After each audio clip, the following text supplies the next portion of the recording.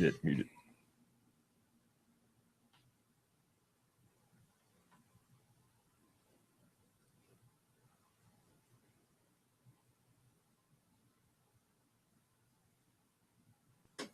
Welcome to the Game of Thrones podcast, the officially unofficial podcast for Game of Thrones on HBO. I'm Jim. And I'm A.Ron. And today we're talking about Season 5, Episode 8, entitled Hardhome. They did a lot of globetrotting this time. We went all over the place. Everywhere you can go. We didn't go south very much. Didn't go north. I mean, I guess they went to Marine, which is south, but... It's a cold episode. It brought in some cold wind to the Midwest. I had to get my hoodie out of the closet. Yeah, no kidding. Those fucking White Walkers, man. They're everywhere. Can't be stopped. What did you think of it? It's incredible. I was struggling to think about what else happened in the episode other than the shit at Hardhome, because that was just amazing. And yeah, it was cool. Like, there's just as I don't know, I'm going crazy from just a show watcher and a book reader standpoint, because that's by far the most White Walker we've ever seen anywhere in anything, books included. And it makes you think, like, when those guys are just swarming over the walls and stuff, it's with just a couple hundred of them, and now they have who knows how many thousands. I like that they combine that with the scenes of Ramsay and Roose planning, talking about how they're able to withstand a siege. It's kind of a cool little parallel there. There's a lot of irony, like even Dany and Tyrion sitting over in Marine, just having this debate about how you can rule Westeros and how you win people's, and it's just really funny to see all this scheming in context of this going north of the wall. Yeah, it's incredible. And the action, I think they've taken several steps back as far as the action concerned in this season, but maybe they were saving it all for this. Maybe they had their A team just spending months and months doing that, because I thought the effects was seamless. The dragon kicking ass was seamless. Valerian steel works as good as dragon glass. That was I saw that sword thing coming. Yeah, I mean, like as soon as the first sword shatters, I'm like, oh, Valerian steel, not going to shatter. Totally got it. But also it just shatters the White Walkers too. Yeah. Which there's been a lot of speculation. A lot of book readers have been wondering if, dragon glass versus the Valerian steel, and some of the theories about it, how, the reason it was a lost art is because it was forged with like dragon fire, some crazy shit like that. Okay. It's, it seems like it's all coming true. Yeah. But yeah, cool. I mean, I don't know what else to say about the episode, because all I want to talk about is how cool the fight was. Yeah. The crazy rage zombies. Yeah, I mean, well, let's talk about them. Okay. That sounds like fun. So you're a zombie fan. Yeah. Where do you rank these zombies with the greats? These are more like the Evil Dead, Army of Darkness style zombies, right? Like they can basically be skeletons if they need to be. Yeah. And, we saw that with Jojen and his Fireball team. Right. So they're pretty good. I'm a fan of Army of Darkness kind of skeleton warriors. Yeah, it seems like the only way to stop them is to either burn them, which I'm surprised we didn't see. John is the one that cracked that code the first time. Set them on fire. I'm kind of surprised we didn't see a little bit more of that. But the other thing is, unlike like Walking Dead style zombies, it doesn't seem like brain shots do anything to them. You have to kind of beat them down. You have to destroy them entirely, or they just keep coming. Sure. The giant was good for that. He stepped on a couple that was pretty the giant was awesome. amazing, and I was really afraid that he was going to die and turn into a blue eye, and then like, what the fuck to do with that? But like, nah, like maybe you just need to get a bunch more giants on your side. That'd be cool. They killed one last year. It's a shame. Yeah, when they were in the hut, the big ass hut where the giant was sitting down, and he was trying to convince him to go join up with the cause. I was worried that was the same giant I think his it was. Guys. Is it? Okay. There was two of them there. The old one, which I think the old one is the one that assaulted the gates, and the young one. Okay. But one of them got killed by a big scorpion thing from the. I don't want to say all giants look alike. That is totally racist. It's speciest. It is, yeah. But they kind of do. Like, yeah, you caught. I kind of suspected that. I was like, I wonder if it's the same guy. But then I'm like, wait, there was like, I know there was two, maybe there was three, and I thought one died, and that pissed the other one off, and then he died. So I don't know. I don't know. Yeah, I'm not sure. Anyway, there was a lot of cool stuff in there. I mean, I always like wonder about the futility of fighting these things. Like, you know, Tormund's going crazy. He's raging out and he's killing a whole bunch of them. But do they get right back up? Like, can you dismember him enough to keep him down, or does White Walker Lord just recreate them? Like, I don't know. I mean, I honestly don't know. This is it's kind of blazing new territory. My thought is I've never seen one like reassemble, you know, like Evil Dead style, like they just pull back together. I think once you get them to a certain like dismemberment point, there's no coming back. Okay. And like you cut one in half, then like, you know, you got one half that's still coming at you. But I don't know, like maybe this, if I've never seen a headless one fight either. So I think like just destroying the head might kill him too. Maybe. But I mean, there's got to be some significance in the fact that their eyes are all glowing blue. Like that's got to be the seed of their power, right? I suppose so. Yeah. I mean, the dead don't arise until their eyes turn blue. So yeah. And there is something kind of I was kind of wondering, like, if you get bit by one, you know, you always want to go there with the zombie lore, or do you just have to be killed by one? Or I think you have to be killed. Yeah. But I don't know, man. It seems like that guy just like raises his hands and that's what makes it happen. Like there's no rhyme or reason to it. Yeah, but all those people were dead, right? Oh yeah, like, yeah. You have to I don't think he can take a living soul just by raising his hands. Well, he did the baby though. He touched it on the forehead. He touched it on the cheek. So like this, I just wonder, like, we've never seen a, well, I mean, like I said, we've never seen a living transformation, but we did. Kind of, yeah. So I don't know if you have to be willing or like you have to have tapioca brains like babies do, but yeah. It's like a Jedi mind trick. Yeah. There's no real answer as far as I can tell. You know, this is all just, we have to see how it goes. Now, does that bother you? That you don't really understand the way these guys work yet? A little bit. Like once I saw the Valyrian steel, I was like, why do they need dragon glass? Like, if this can kill them, why is dragon glass so important? Well, there's not that much. I mean, I would assume there's more obsidian in the world than there is Valyrian steel. I would think so. By a long shot. Yeah. So and it looks like they did have just a ton of dragon glass, like a bag full of it. Yeah, there's been some people sending us corrections starting last week, that says that it seemed like it was a bag full, and I don't know how I missed that satchel. But, yeah, I missed it too. No, confirmed. There's a whole shit ton. Now it's all left to Hardhome now. Sure. So whoever buried that for John and Sam to find, thank you very much, but we're leaving it all behind. By far the coolest thing in that battle was those kids. Oh, that was the creepiest. Creepy ass White Walker kids. I thought you'd like the waterfall of walkers, because you always like that on The Walking Dead, but this is cool, added to, like, the waterfall of walkers never seem to work out for the Walking Dead walkers. It's like, yeah, they just an impact like that would kill them. But these things, just, I thought that was horrific. Just hundreds of these bodies pouring over and then getting right back up and coming at you, and how fast they move too. Sure, they run and they can use weapons. Like these are, I don't know. I mean, I'm not as steeped in zombie lore as you, but these guys rocketed to #1 of the bullet as far as terrifying zombies, as far as I can tell. Yeah, they're pretty scary. And they got all the other tricks. They'll hold you down and eat you alive. They'll pull you apart. Apparently so. But they wield cleavers, and you can't kill with blunt force trauma. I have to guess that lady's coming back.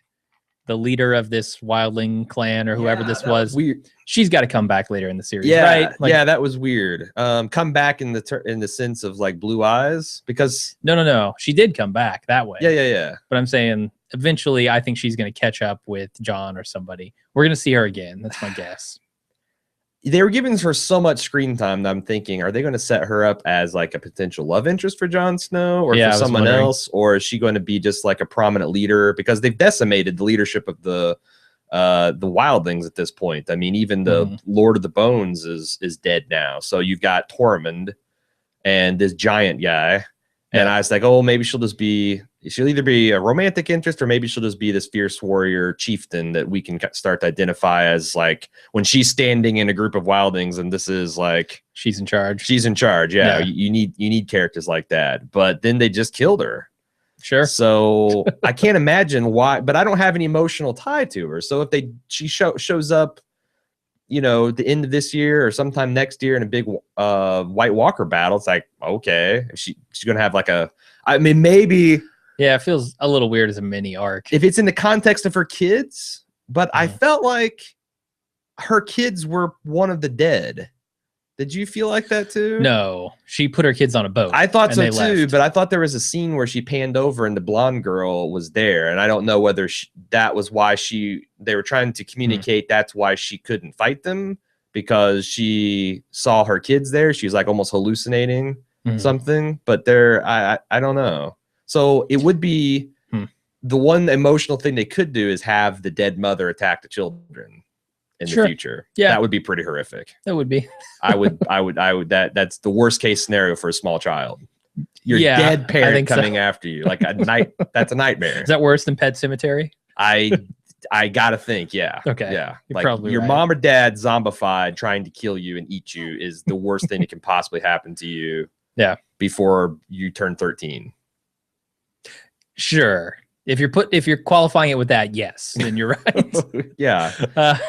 What else do you want to talk about? Danny and Tyrion had a lot of good stuff this episode. Yeah, they did. I mean, we went all over the place. So, did you feel like that there is a little flirty between those two? No. Okay. No, I didn't. I was surprised at how kind of flirty it was. I didn't get that. Why did you say that? It's my intuition. I could break it down if we had the camera here and show you the things that I think the laser pointer. Yeah. But other than that, if I can't sell you on that one, what did you think? Did you think Danny looked really haggard? Haggard? And I wasn't sure if it was just the lighting or they're just showing that this is like the weight of all this is getting to her. I didn't notice it, but maybe on second viewing that'll pop out. Yeah, because she's always kind of young and fresh faced, and I thought that I was seeing some like lines around her eyes or maybe circles under her eyes, and I thought that was kind of if it was deliberate, it kind of shows her, living with the decision she's made with marrying this goofball and opening up the slave pits again, or fighting pits. She doesn't even know there's slave pits yet. Yeah. What did you think of the decision to exile Jorah again? And then Jorah's subsequent decision. It happened in a really weird way, right? Like Tyrion basically once again saves his life, but like he probably had an opportunity there to help him a little bit more than he did. I felt like just saying, yeah, exile him.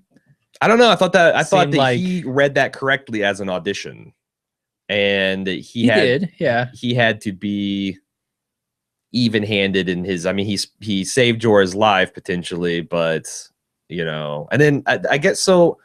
I'm not sure what the hell's going on in Jorah. He's coming back to the fighting pits, but why?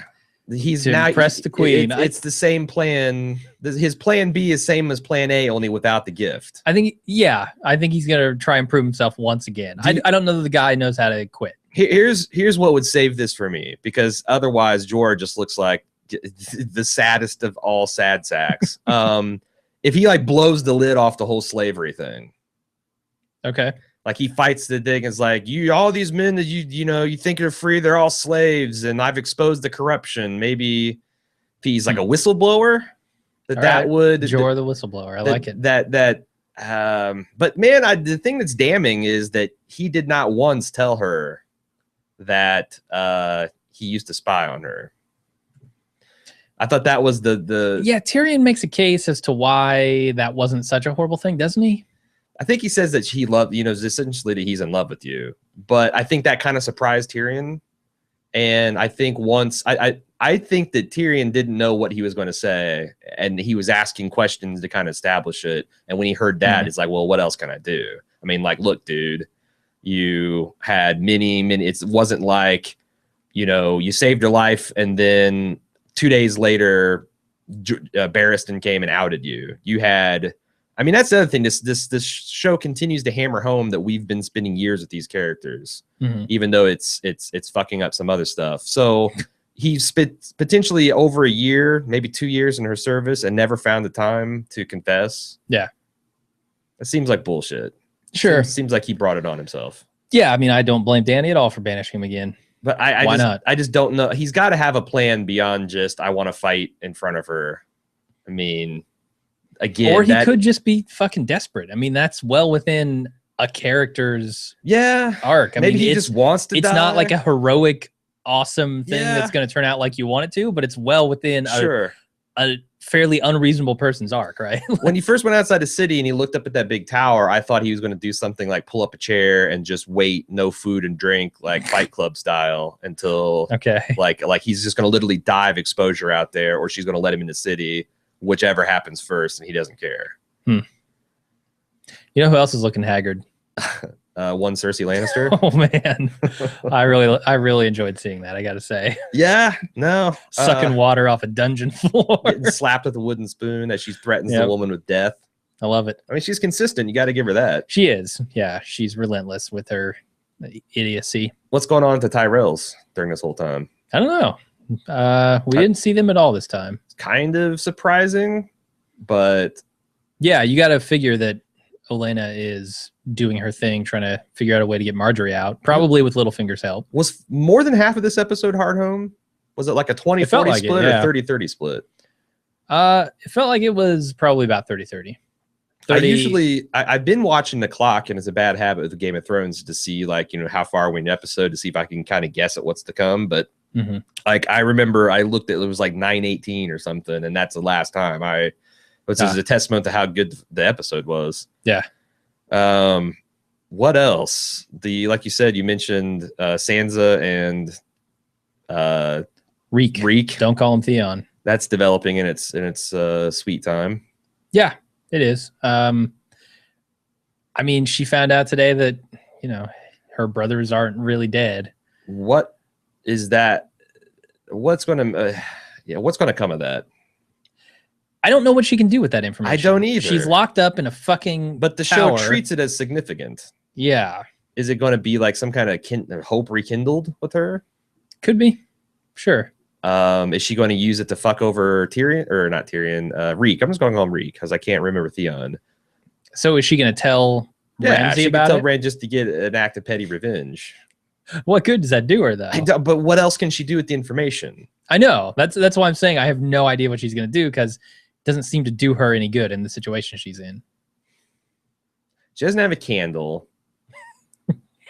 I mean, I'm trying to think, like, so if she could get this information out to someone like Brienne, and Brienne could contact Stannis, I mean, no one that we're talking about knows where they're actually at, but like, you know, and Bran's way beyond touch. So, yeah. But I wonder if someone like Stannis could use a Rickon Stark to get legitimacy, to get the Northerners to like rebel against the Boltons. Maybe. I just can't see how that actually would connect and happen. Yeah. Maybe they haven't laid all the track for that yet. They're just starting to. But that's one. I mean, using it to fuck over Reek or somehow getting that to help Stannis is the only thing. But it's like, man, I don't know if they're going to be. I don't know if this is going to be a feeling that sticks with me throughout the next few episodes. But I feel like it's going to be really tedious watching everything happening down south and over in Essos, knowing what's going on north. It's like, you know, if you're watching a Super Bowl and suddenly you go away and you watch the kids playing tiddlywinks in the corner. Oh no, I'm really invested in, like, look at the skillful way, the intrigue of the tiddlywinks. It's just such small stakes bullshit. Yeah, I guess. I mean, Martin's resolved that for 20 years by just not doing any of this. This is the main. You don't even know this other thing. This is just the opening act, but now it's like we've seen the main band. The opening act's going to come back out after a couple songs, and we're going to boo them off stage. Get the fuck off of here, Lannisters. The thing is, I am more invested from a character standpoint. What's going on in the South? So yeah, that helps. That helps a lot, but it's just, man, it's going to be weird to have this big high stakes. And again, we've known it's always been there, but now you just see the scope and the magnitude of it. Well, I expect everybody to just run like rats south, you know? I mean, yeah, this has got to. So the battle's going to come south. But what do you do if you're the Lannisters, you're the Tyrells, or you're the Martells? And you get the Ravens from Castle Black saying, like, no shit, there's like 500,000 dead bodies, and God knows how many of these White Walker assholes assaulting the wall, and we're the only thing that stands between you. It's like, Send a raven back. Don't lose. Yeah. Like, okay, well, let us know if you need help with the Grumpkins and Snarks or whatever. I mean, unless you see this with your own eyes, it just would sound like the ravings of a wild man. Sure. Oh, the 21-year-old recently elected Lord Commander under fishy circumstances with the old Lord Commander dying of mutiny is suddenly saying, I mean, I don't know. It'll be interesting to see how much people believe and what they do about it. Yeah. I wonder if Sansa can use her information to not help Littlefinger, but if Littlefinger could do anything with that information. Yeah. Like, what could he do with Bran and Rickon? I don't know. Yeah, that's true, because he might, I mean, as soon as he gets done checking up on whatever he's doing, I mean, he told Cersei that he could march the Knights of the Vale on the Winterfell. Mm-hmm. So I don't know what he could do with that information, or if he just rode north to check on Roose one last time. I assume he'd be welcome at Winterfell. I would guess. But also talk about how high the snow is and how you can't get through. And then we go to Hardhome, and until the White Walkers showed up, it seemed like it was roughly Ohio-ish weather up there. Also, they offer them farmland. What the fuck are they going to do with farmland? Well, I mean, when have they ever farmed? You dream of spring. You dream of spring. Okay, I think they know how. That's like asking the Inuits to set up a farm. I bet they could. They would need some help, is all I'm saying. They would need some learning, and don't we help. All? I'm starting to wonder, like, maybe Westeros is just going to be fucked.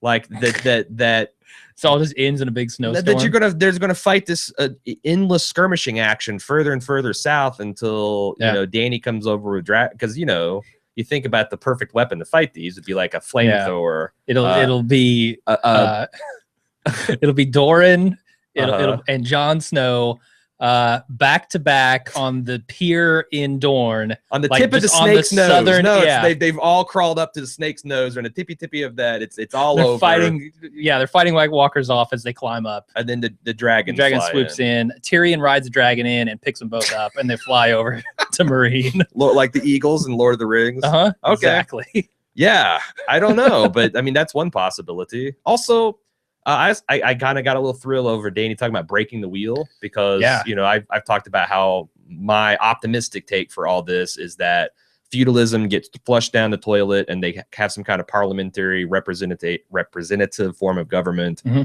I mean, that's one interpretation of breaking the wheel. Sure. Yeah. What other interpretation could there be? The just darker one, just fire and blood. Yeah, pretty much. You're the butcher or you're the meat. Yeah. And I don't know. That sounds a little ominous coming from her, frankly.